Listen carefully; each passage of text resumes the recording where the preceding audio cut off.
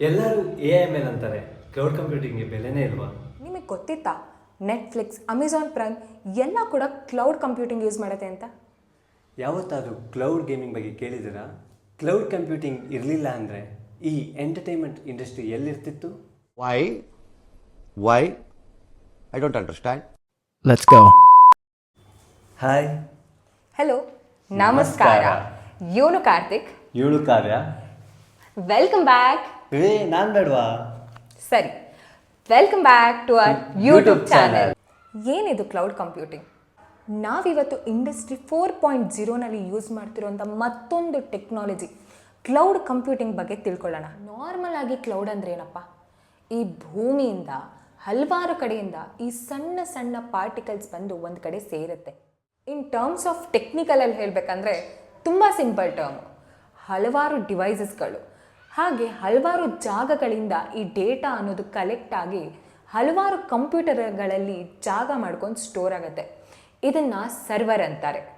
ಈ ಡೇಟಾ ಎಲ್ಲ ನಾವು ಯೂಸ್ ಮಾಡ್ತೀವಿ ಹಲವಾರು ಕ್ಯಾಲ್ಕುಲೇಷನ್ಸ್ಗೆ, ರೋಬೋಟಿಕ್ಸ್ಗೆ, ಏನಕ್ಕಾದರೂ ಯೂಸ್ ಮಾಡ್ತೀವಿ.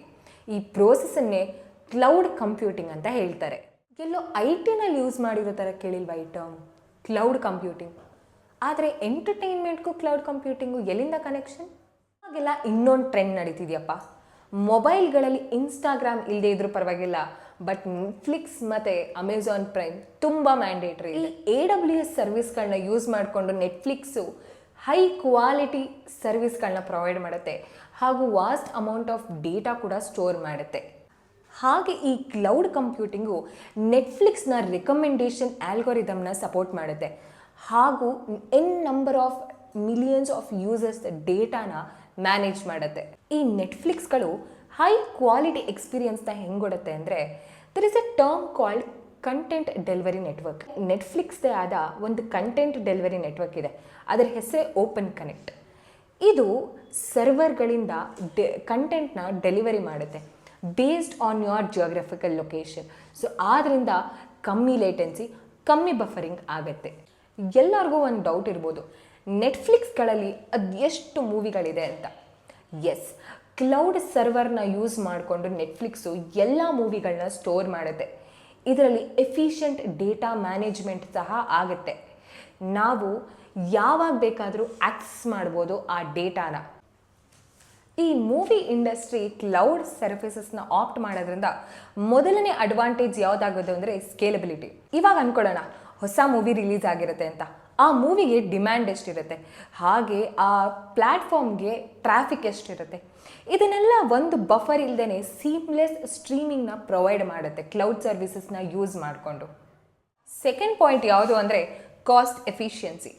ಫಿಸಿಕಲ್ ಡೇಟಾ ಸೆಂಟರ್ಸ್ನ ಬಿಲ್ಡ್ ಮಾಡಿ ಅದರಲ್ಲಿ ಮೇಂಟೈನ್ ಮಾಡೋದಕ್ಕಿಂತ ಕ್ಲೌಡ್ ಸರ್ವರ್ನ ಯೂಸ್ ಮಾಡಿ ಮೇಂಟೈನ್ ಮಾಡೋದ್ರಲ್ಲಿ ಎಷ್ಟೊಂದು ಕಾಸ್ಟ್ ಕಟ್ ಆಗುತ್ತೆ. ಇವಾಗೆಲ್ಲ pay as you go model. ಯಾವ ಸರ್ವಿಸ್ನ ಯೂಸ್ ಮಾಡ್ತೀರಾ ಅದಕ್ಕೆ ಮಾತ್ರ ಪೇ ಮಾಡ್ತೀರಾ. ಈಗಿನ ಈ ಇನೋವೇಷನಲ್ಲಿ ಗೇಮಿಂಗ್ ಇಂಡಸ್ಟ್ರಿ ತುಂಬ ಲೀಡಿಂಗಲ್ಲಿದೆ. ಹೇಗಂದರೆ ಈ ಮಾಡರ್ನ್ ಗೇಮಿಂಗ್ಗಿಂತ ಈ ಕ್ಲೌಡ್ ಗೇಮಿಂಗೇ ಹೆಚ್ಚಾಗಿದೆ. ನೀವೀಗ ಗೇಮ್ಗಳನ್ನು PC ಗಳಲ್ಲಿ ಅಥವಾ ಫೋನ್ಗಳಲ್ಲಿ ಡೌನ್ಲೋಡ್ ಮಾಡೋ ಅವಶ್ಯಕತೆ ಇಲ್ಲ. Some hard core gamers priorities ಯಾವತ್ತಿದ್ರೂ ಲೇಟೆನ್ಸಿ ಮತ್ತು ಗೇಮಿಂಗ್ ಎಕ್ಸ್ಪೀರಿಯೆನ್ಸ್ ಮೇಲೆ ಇರುತ್ತೆ. ಆದರೆ ಫ್ಯೂಚರಲ್ಲಿ ಕ್ಲೌಡ್ ಗೇಮಿಂಗ್ ಇರುತ್ತಾ? ಚಾಲೆಂಜಸ್ ಏನಿರ್ಬೋದು ಅಂದರೆ internet dependency, latency and lag ಮತ್ತು ಕಾಂಪಿಟೇಷನ್ ಫ್ರಮ್ ಟ್ರೆಡಿಷ್ನಲ್ ಪ್ಲ್ಯಾಟ್ಫಾರ್ಮ್ಸ್. ಗೇಮ್ಗಳೆಲ್ಲ ಆನ್ಲೈನಲ್ಲಿ ಹೆಂಗೆ ಸ್ಟ್ರೀಮ್ ಆಗುತ್ತೆ ಅಂದ್ಕೊಂಡಿದ್ದೀರಾ? ವಿತ್ ಎನ್ವಿಡಿಯಾ ಅನ್ನೋದು ಒಂದು ಗೆಟ್ ಫೋರ್ಸ್ ನೌ ಅನ್ನೋ ಗೇಮ್ ಸ್ಟ್ರೀಮ್ ಸರ್ವಿಸ್ ಡೆವಲಪ್ ಮಾಡುತ್ತೆ. ಯಾವುದೇ ಥರ ಹೈ ಎಂಡ್ ಸಾಫ್ಟ್ವೇರ್ಸ್ ಅಥವಾ ಹಾರ್ಡ್ವೇರ್ಸ್ ಬೇಡ. ಫೈನಲ್ ಆಗಿ ಕನ್ಕ್ಲೂಷನ್ ಕೊಡಬೇಕಂದ್ರೆ, ಕ್ಲೌಡ್ ಕಂಪ್ಯೂಟಿಂಗ್ ಇರಲಿಲ್ಲ ಅಂದರೆ ಎಂಟರ್ಟೈನ್ಮೆಂಟ್ ಇಂಡಸ್ಟ್ರಿ ಅನ್ನೋದು ಒಂದು ದೊಡ್ಡ ಚಾಲೆಂಜಿಂಗ್ ಇಂಡಸ್ಟ್ರಿ ಆಗಿರ್ತಿತ್ತು.